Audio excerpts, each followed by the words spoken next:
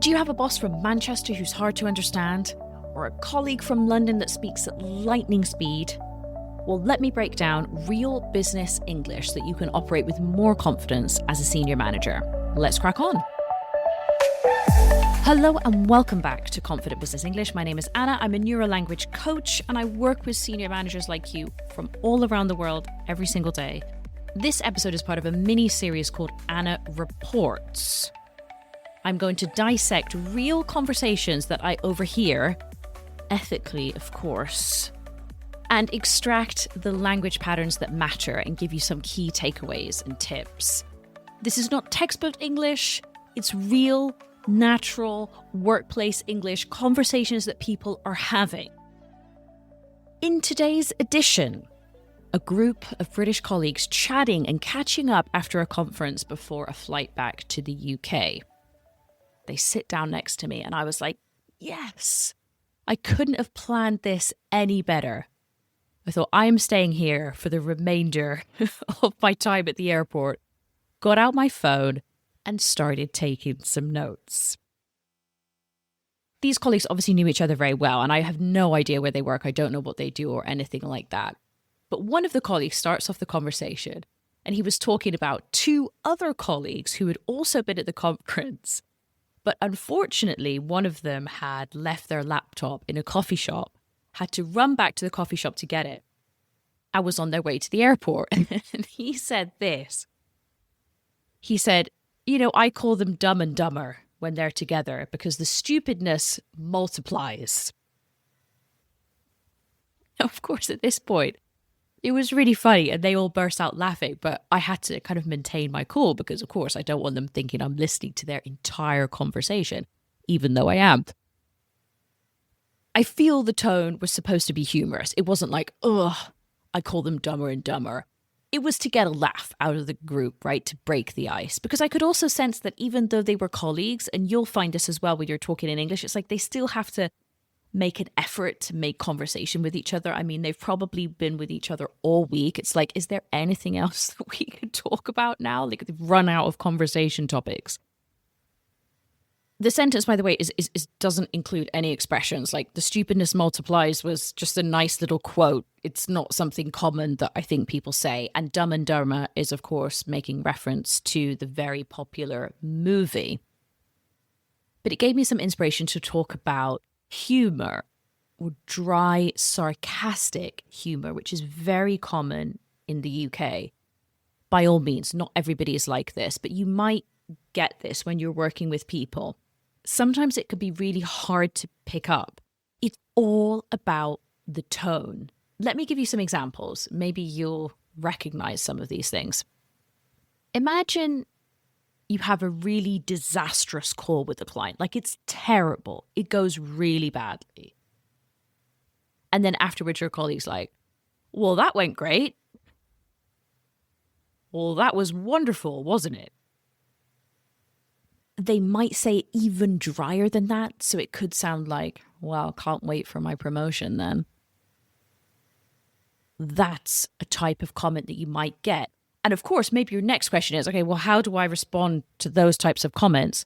Honestly, sometimes people just don't say anything at all. Maybe you don't want to entertain their sarcasm, or you might reflect it back. You might say, oh yeah, it was wonderful, wasn't it? Those are some ways that you could respond to that. Another type of humor you might find in the workplace if you're working with British people is self-deprecating humor. This is where, put simply in my own words, it's where you criticize yourself. I think in order to make other people feel better or just to build rapport and just not take yourself so seriously. Imagine if you have somebody that you're working with on spreadsheets and they're like, oh my goodness, I'm absolutely hopeless with spreadsheets. Like, I've got no idea. Just to break the ice a little bit, I'm not so scary or whatever, especially if it's somebody more senior than you. Perhaps you also know somebody who has like one piece of paper on their desk and they're like, oh my goodness, I'm just an absolute mess. Look at me. Or if you've done something that wasn't very efficient, you're like, well, look at little Miss Efficient over here. We really use this as a way to bring humor, bring lightness, and to connect because it's perceived as not being arrogant because you're criticizing yourself. They moved on to talking about travel logistics. I mean, this is what I mean. It's like conversation fatigue. Like they've run out of topics. And the other guy's like, so how far are you from the airport? Riveting. But, that might be a question that you might want to ask somebody just to keep that conversation flowing. He's like, oh, yeah, quite far, actually. It's an absolute pain. British people, lots of people, actually, doesn't matter about nationality, like to complain. Little complaints, things that are annoying. Just so you know, there's some different vocabulary we can use here. To be a pain, to be a bother, to be a hassle, to be a palaver. That's one that I really, really love, actually. Such a palaver, such a hassle. You will hear these types of words depending on different places. There's others as well, but those are some of the main ones. And often we soften it with like, oh, it's just a bit of a hassle. It's a bit of a bother. It's a bit of a pain in the neck. After the riveting conversation about travel logistics, they move on to talk about what they're going to be doing for the rest of the week, because this was on a Wednesday. And he's like, so what are you going to be doing for the rest of the week? And he's like, oh, goodness, I don't know. I've just been out for so many days, so I guess I'll just be catching up on my emails. I wanted to touch on catch up because it pops up in different contexts at work. The key thing to keep in mind here is that catch up is about reaching the same level as something else, but the preposition changes depending on the context. If it's physical, which you're not going to be using at work, to be honest, you're catching up to somebody in the street or you're catching up to the car in front. It's the figurative ones that you're going to be playing around with at work. You catch up with your boss because you're trying to reach the same level of knowledge as each other.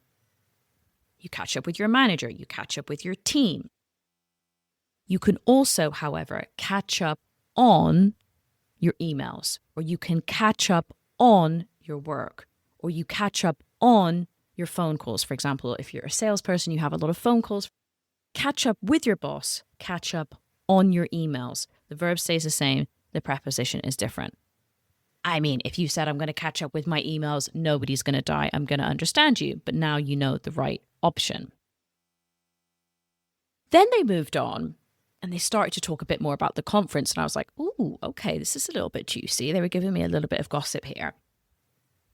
Obviously, something hadn't gone very well. Somebody had given a presentation and they were kind of bitching about it a little bit. And bitching just means criticizing. It's a very colloquial term. I'm not recommending that you use it, but you might hear other people saying that as well. Rightly or wrongly, I really don't think it was the best idea. Rightly or wrongly, I was like, oh, I love that. I haven't talked about that before on the podcast. And essentially what it is, it's about saying, regardless of whether I'm correct or not, it softens the opinion. It signals that, okay, maybe there are other people in the group here that might disagree with me. So I'm just going to front that with a rightly or wrongly. Like, I don't know. It's just my opinion. Don't get angry. Rightly or wrongly, I don't think it was the best idea.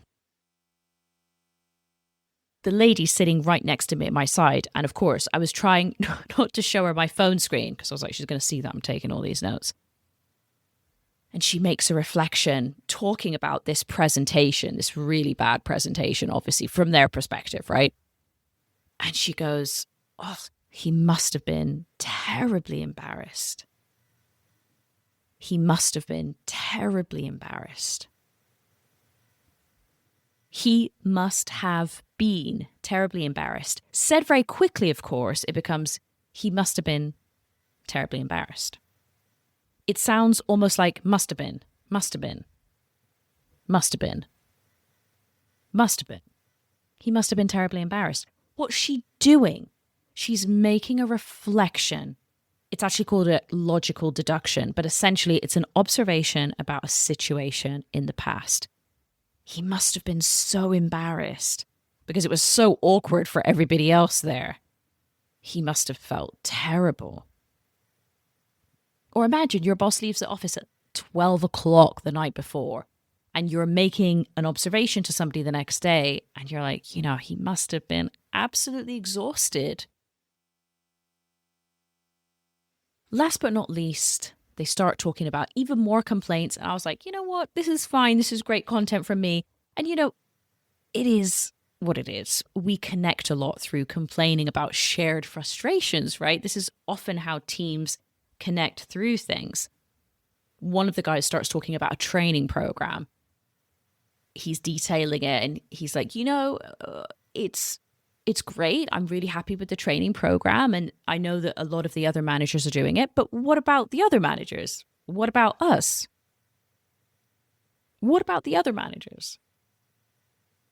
This is not a real question. It's rhetorical. You might have heard somebody say it like this. And you probably can just guess from my tone, right? It signals frustration. You're feeling excluded.